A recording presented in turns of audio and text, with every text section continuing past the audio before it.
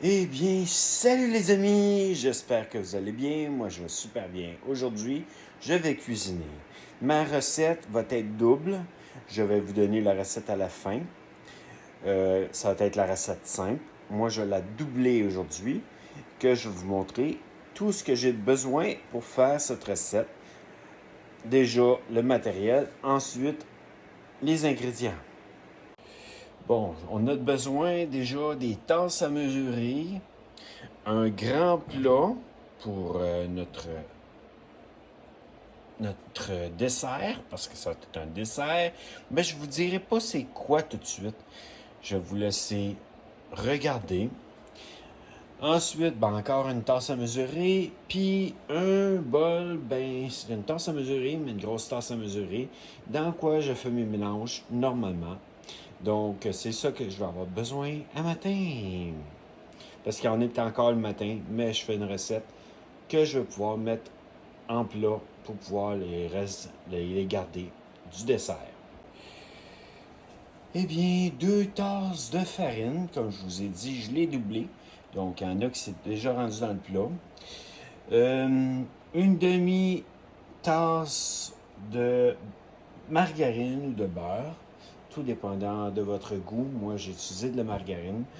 Euh, un huitième de cuillère à thé de muscade. J'en ai déjà mis une dedans, que c'est déjà prête sur ça, ma double recette. Ensuite, un quart de tasse de cassonade. Comme toujours, j'en ai mis une partie déjà dedans. Que on continue la recette. Bon, la pâte que j'ai mélangée tantôt, que j'ai fait les ingrédients tantôt, je suis en train de la mélaxer pour pouvoir faire une pâte de fond du dessert. Je vous dirai pas c'est quoi encore.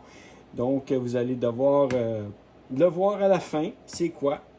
Que, restez sur la vidéo pour pouvoir voir tout ce qui en est vraiment de cette recette. Et ensuite, ben, je vous donne aussi la recette à la fin, toujours par écrit, comme que je fais d'habitude, que vous allez pouvoir refaire cette recette-là chez vous, que je vous dis à tout de suite, quand que je vais faire, je vais mettre dans le plat la pâte, déjà beurrer notre plat, ensuite mettre la pâte dans le plat et l'étaler le plus possible. Moi, je l'ai fait double, comme je vous ai dit tantôt, donc il va falloir que je l'étale comme du monde dans mon plat. J'ai pris un grand plat pour ça. Que, à bientôt dans la prochaine vidéo. Bon, ben, on étend la pâte dans le plat. Que, là, on fait ça au complet. On l'étend complètement. Le four est en train d'être préchauffé à 350 pour pouvoir faire cuire la pâte. Parce qu'on a d'affaire à faire cuire la pâte pour pouvoir faire notre fond pour le... Qu'est-ce que je fais comme dessert? Je vous le dis pas tout de suite. Vous allez voir à la fin, comme j'ai dit à chaque fois. Mais bon, je me répète, je le sais. Mais bon, disons que c'est une recette qui est pas si compliquée, mais quand même un peu.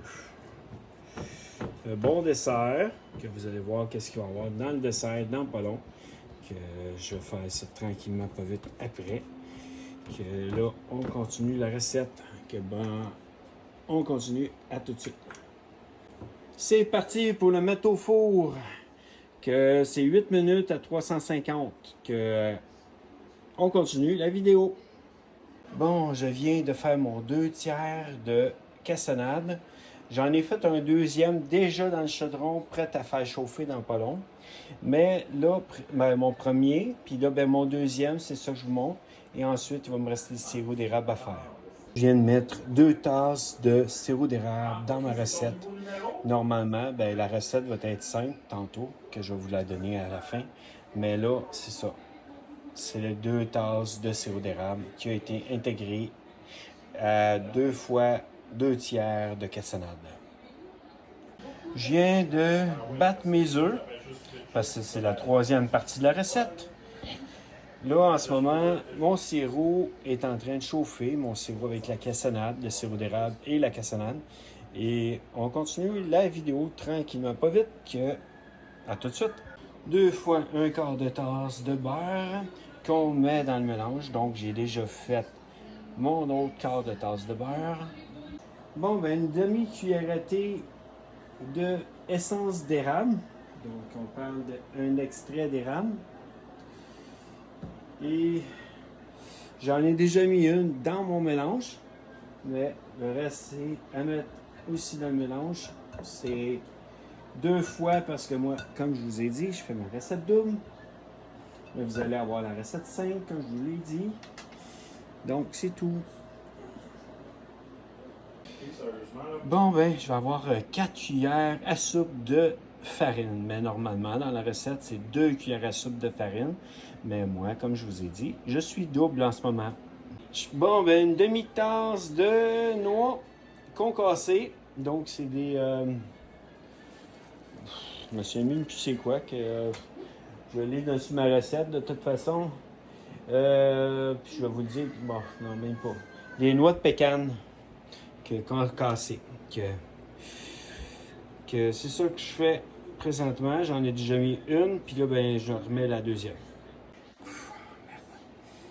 Bon, le sirop a chauffé. On est prêt à le faire couler dans le mélange tranquillement, pas vite, mais là, ça a été vite. C'est pas si grave.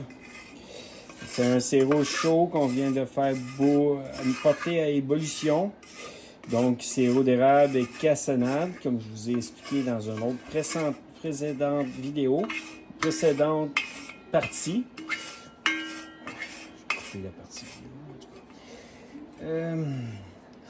Que là, c'est ça. Ben là, ça vient d'être incorporé. Elle va être prête à couler sur la pâte et ensuite, on va pouvoir mettre dans le four. Mais bon, pour l'instant. Donc, tu vois la pâte? Oui. En ce moment, j'ai quelqu'un qui me filme, donc il y a des moments où j'y parle. Que c'est ça. Moi, je verse sur la pâte mon sirop avec les noix au grand complet. La chose a été beurrée au complet, comme que je vous ai dit tantôt. Et là, il me reste juste à gratter ça. Tu me vois quand même? Oui. Bon. Que je suis avec ma meilleure amie Annie. Ça fait longtemps que vous n'avez pas vu, en plus. Allô tout le monde. Mais là, elle est Bon en arrière de la appétit. caméra cette fois-ci. Ben oui. Bon appétit. Que la recette, c'est ça. Que on appelle ça un carré au sirop d'érable.